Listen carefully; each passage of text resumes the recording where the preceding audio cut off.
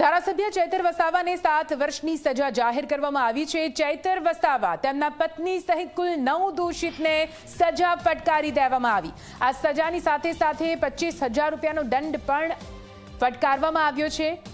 Narmada sessions કોર્ટે સંભળાવ્યો છે આ મહત્વનો ચુકાદો। वन विभागના કર્મચારી પર હુમલા સહિત અલગ અલગ ગુનામાં સજા સંભળાવાઈ છે। તમામ દોષિતોને 7 વર્ષની સજા કરવામાં આવી છે।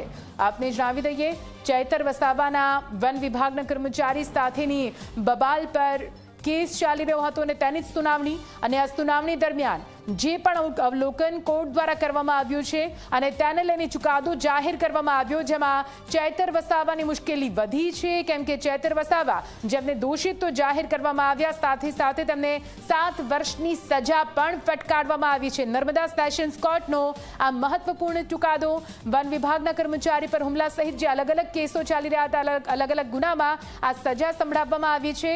ચૈતર વસાવાની સાથે સાથે તેમના પત્ની સહિત 9 જેટલા દોષિતો જેમને 7 વર્ષની સજા ફટકારવામાં આવી છે। વધુ માહિતી સાથે સંવાદદાતા હિતલ જોડાઈ ગયા છે। સીધા આપની પાસે જઈશું અને માહિતી જાણીશું। હિતલ, સીધા આપની પાસે આવીશું। ચૈતર વસાવા જેઓ ધારાસભ્ય છે અને તેમની વિરુદ્ધનો કેસ દોષિત જાહેર થાય છે અને હવે તેમને 2 વર્ષથી વધારેની 7 વર્ષની સજા પણ ફટકારવામાં આવી છે। તેમની મુશ્કેલીઓ વધેલી જ છે, તેવામાં આ 7 વર્ષની સજા શું તેમનું ધારાસભ્યનું પદ છીનવાઈ જશે? કે આ પ્રકારે આ જે પૂરો કોકડો છે તે ગૂંચવાયેલો છે?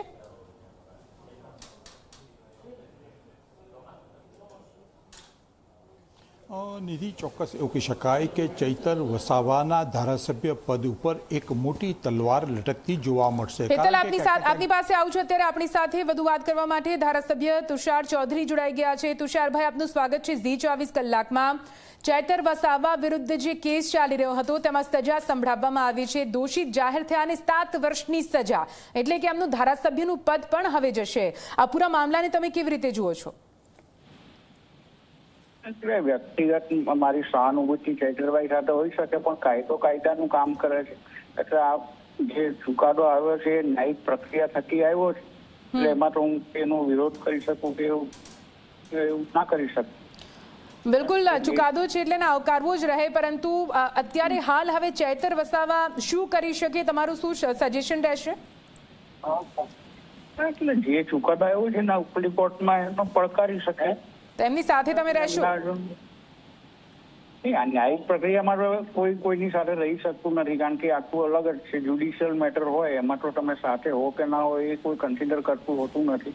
બિલકુલ તુષારભાઈ, સૌથી મોટી વાત, આદિવાસી પટ્ટાના પ્રજાના પ્રતિનિધિ હતા, ખૂબ જ લોકચાહના તેમણે પટ્ટામાં મેળવેલી હતી અને એ વ્યક્તિ આવી રીતે જેલમાં જાય છે તો પછી એ લોકોના મનમાં એક સવાલ, દુવિધા ઊભી થાય।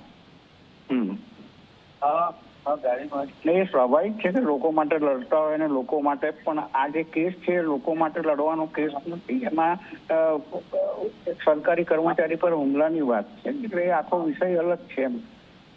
અમે બી લોકો માટે લડતા જ હોઈએ છીએ, પણ આમાંથી હુમલા કરવાની અમારે જરૂર પડતી નથી। સમજાવટથી ને રજૂઆતથી કામ થઈ શકતા હોય છે। બિલકુલ, એટલે આ મામલામાં પણ સમજાવટથી કામ લેવું જોઈતું હતું એવું આપને લાગે છે? 100%। એટલે આપણે જાતે કાયદો હાથમાં લેવાનો કોઈને પણ ભારત દેશમાં અધિકાર નથી, ને તમે તો ધારાસભ્યો તો તમે સરકાર સુધી તમારી વાત પહોંચાડી શકો છો, પછી જાતે કાયદો હાથમાં લેવાની ક્યાં જરૂર પડે? બિલકુલથી તો હવે પાર્ટી તરફથી કયા પ્રકારના પગલાં, કયા પ્રકારની રણનીતિ રહેશે? પાર્ટીની અમે ચર્ચા કરીશું, કારણ કે આજે જ ચુકાદો આવ્યો છે। આજે હું પણ પ્રવેશોત્સવમાં તો મારા મત વિસ્તારમાં, એટલે પછી પાર્ટી લેવલની મિટિંગ મળશે, એમાં ચર્ચા કરીને આગામી દિવસોમાં જણાવીશું। બિલકુલથી તુષારભાઈ, અમારી સાથે વાત કરવા માટે આભાર। તો તમે જુઓ, તુષાર ચૌધરી સાથે વાત કરી, ખેડબ્રહ્માના ધારાસભ્ય હતા। તેમનું કહેવું છે કે આ પૂરો વ્યક્તિગત મામલો છે, કેમ કે તેમના દ્વારા સરકારી અધિકારી પર હાથ ઉઠાવવામાં આવ્યો હતો।